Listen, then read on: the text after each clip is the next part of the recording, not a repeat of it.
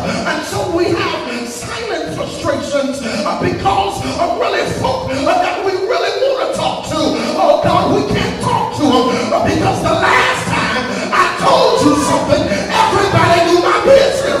I can't tell you anything because the last time I trusted you with, oh no, I ain't saying nothing, with what I was dealing with. You told everybody about it. And so now I gotta internalize things.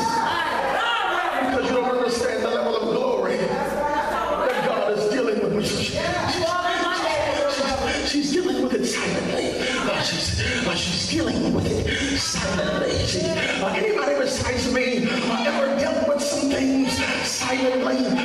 Anybody besides me internalize your issue where you really wanted to talk about it? Testimony service went through, and even if you told it in testimony service, the saints would take it and twist your story around. You would say that you're sick, but God is a healer, and the saints will go home and say you got AIDS. You will not ain't saying nothing. You would want to get up in testimony service and say you're facing eviction. But God is able to do anything but fail. But the saints, when they walk out the church, they'll say that you got kicked out of your house. You want to tell your issue, but you got to internalize it.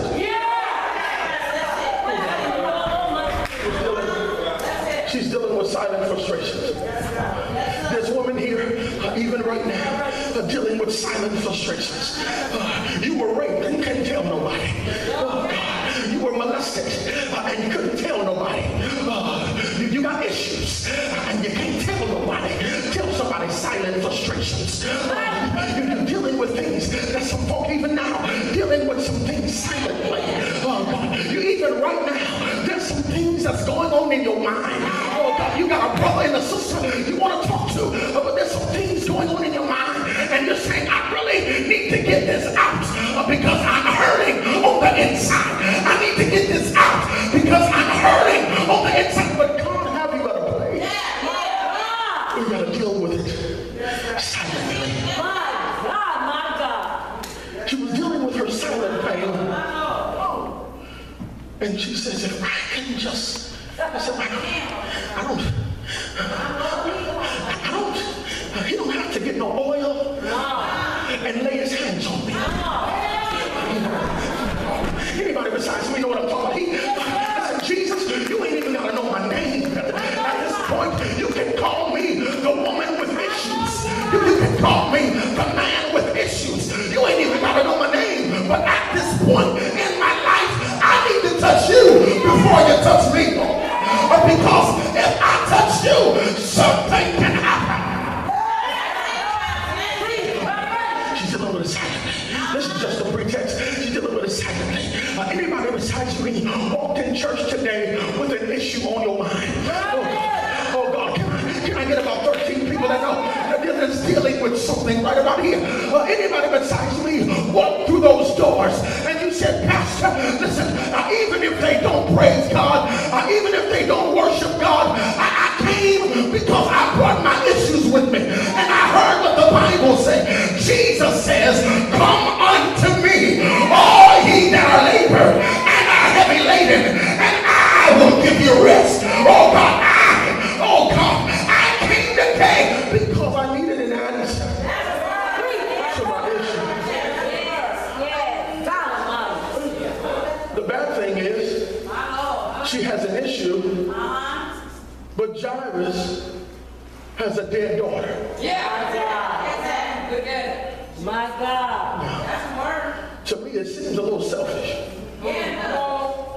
It seems a little selfish because it will seem like to me she would allow him to deal with the dead thing. My God.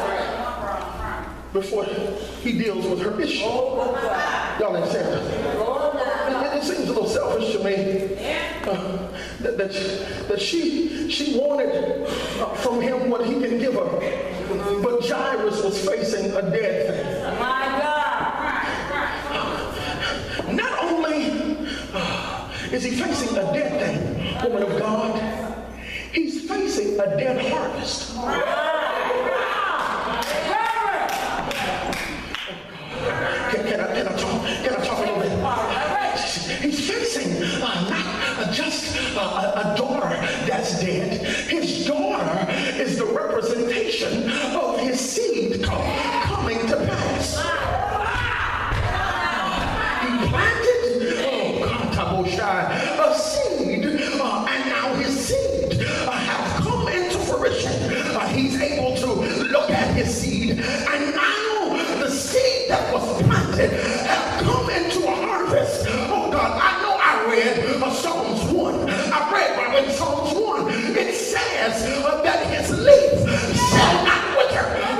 saying nothing. Meaning his harvest shall not go away. I read John 15, that your fruit shall remain. But now I'm looking at a dead harvest.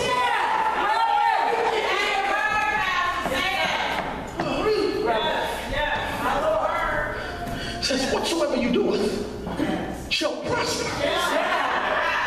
But I'm facing a dead harvest. You said no weapon formed against me shall prosper.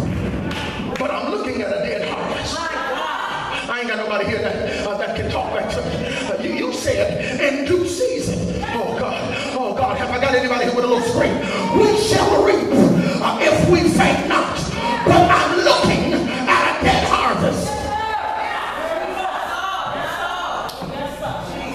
But when we get to the text, we get to the text. I love it because John is in a situation.